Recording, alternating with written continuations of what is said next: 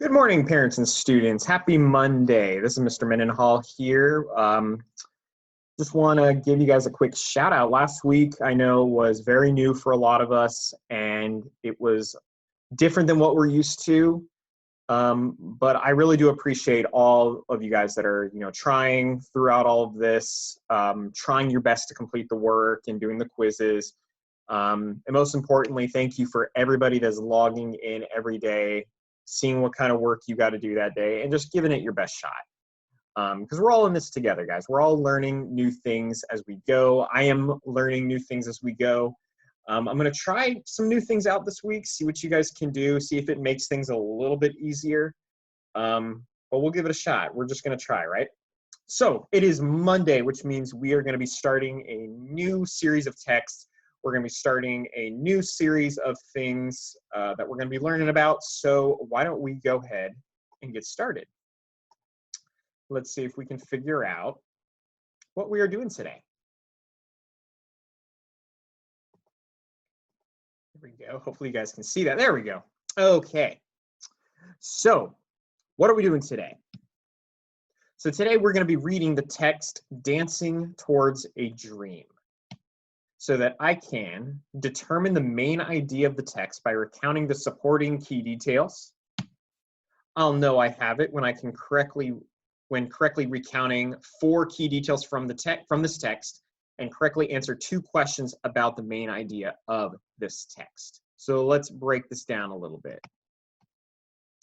So today, we're going to be reading a text called Dancing Towards a Dream. Now, looking at this objective real quick, I'm noticing that this is a photograph. This is a real picture, right? So that kind of gives me maybe a clue that maybe we might be looking at nonfiction today. So if we look at this part of the objective, we're going to be seeing if we can determine or figure out the main idea of the text by recounting the supporting key details. So if we break this down just a little bit more, we're going to be trying to figure out the main idea, which is what the author's trying to say about what they're writing about, right? We've talked about this a lot. So there's got to be some kind of main purpose for what this author's trying to write about. And we're going to be doing that by looking for the supporting key details that the author tells us. And then I'll know you guys can do it when you guys are going to be able to recount or retell the most important parts, at least 4 key details from this text. And then you guys are going to correctly answer 2 quiz questions about main idea and the text, okay? So if you need those directions repeated, go ahead and start this video over and see what we can do. So let's go ahead and take a look at this new text here. Dancing Towards Dreams. I'm sorry, I got that title wrong in the objective, but the title is Dancing Toward Dreams by Sarah Matson. So if we're looking at this text today, it's a little bit more wordy than the stories we read last week. I'm noticing that there is a photograph very similar to what we saw in the objective. I'm noticing that there are some headings here, beginning ballet, changes and challenges. I think that's it. Not a lot of text features here, which has me thinking that with a photograph and headings, I'm thinking this is a nonfiction text about what appears to be dancing, ballet. Now take a minute to think about what you know about ballet already, okay? Because as we're scanning and predicting, thinking about what we're going to be reading about here, it seems like we're going to be reading about the topic of ballet, okay? So when we're thinking about ballet, we know that it's a type of dance, right? Now, a lot of people think ballet is a very girly type of activity. Like you think mostly girls do it. And for a while, I even thought that too.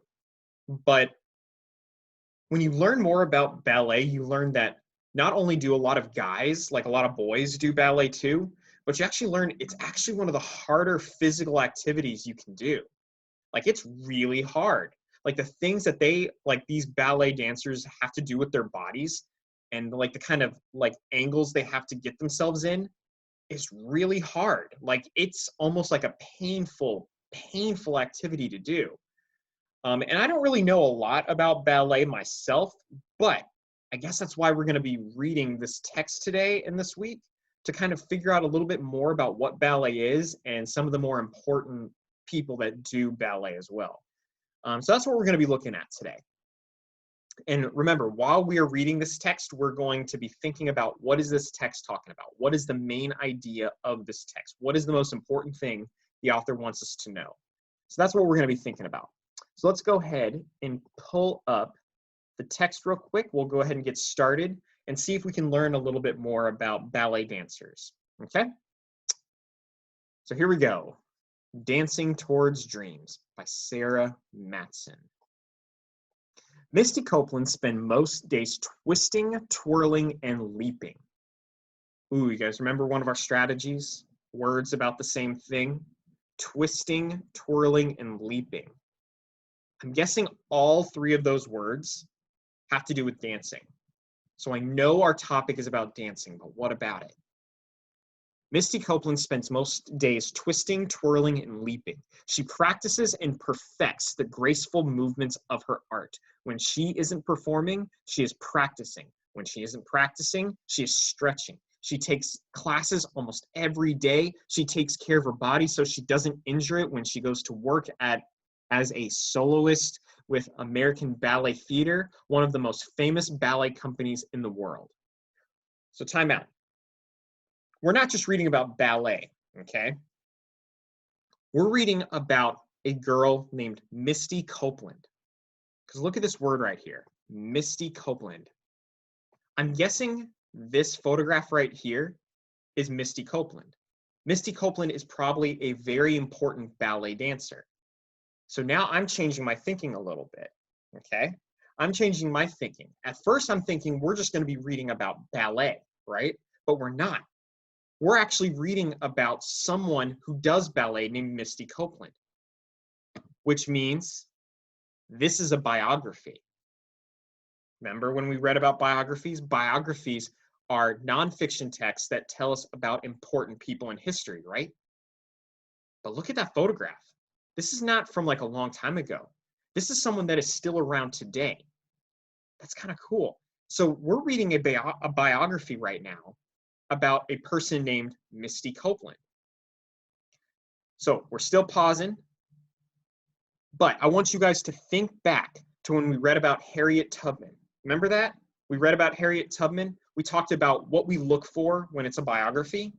If we're reading about someone important, then the one job we need to do is when we read a biography, we need to think about the most important things about that person. What is so special about them, right? If we're reading about someone important from history, like a biography, then we need to think about what are the most important things about that person. That's going to help us recount those key details and figure out what we need to know about this person. So keeping Misty Copeland in our minds, as we continue to read more about Misty Copeland, we're thinking, what is so important about Misty Copeland? Okay, we're going to be thinking about what is so important about her.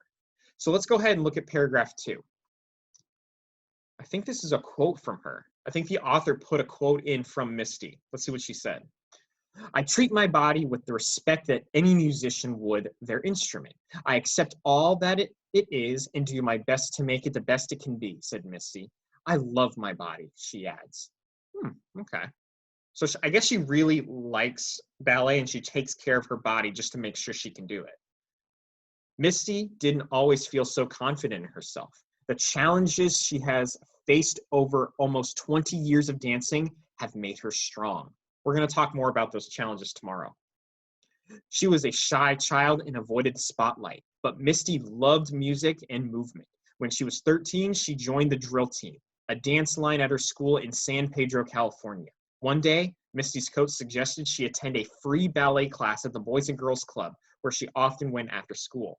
For 2 weeks, Misty sat on the gym bleachers watching the class, afraid to join in.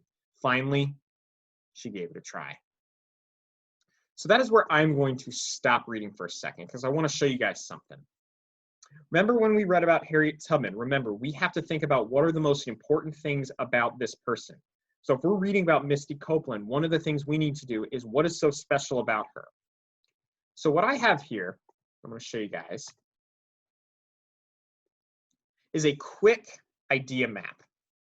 I've written Misty's name right at the top here, Misty Copeland. And so we're going to try to recount a little bit about her. So one of the things I've gotten is that Misty is a ballet dancer, right? Pretty easy to understand. She's a ballet dancer. But according to that first part of the text, I saw something else that is probably really important. At age 13, Misty went to free ballet class. That's what got her started. When she was 13 years old, she started going to ballet classes. That's what got her started, or at least that's what I'm guessing. So, as you can see, the rest of our little chart here isn't finished, which means you guys are going to have a job today. While you guys are reading the rest of the text, you guys are going to finish the text today. I want you guys to keep an eye out for 1, 2, 3, 4 events, okay? I want you guys to find 4 more key details about Misty Copeland in the rest of the text. Now, I'm going to give you guys a little bit more specifics in the assignment, but while you guys are reading the rest of the text, I want you guys to find me 4 more key details about Misty Copeland that can help us figure out a little bit more about her. Makes sense?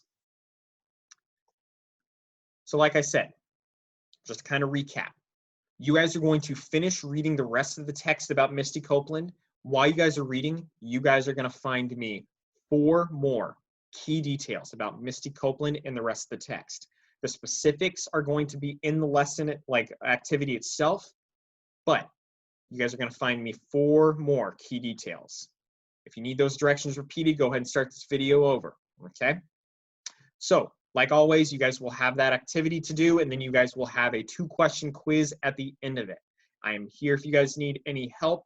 Send me a message, have your parents shoot me a text. It's up to you. I'm here to help. So with that being said, I will see you guys tomorrow. Take it easy.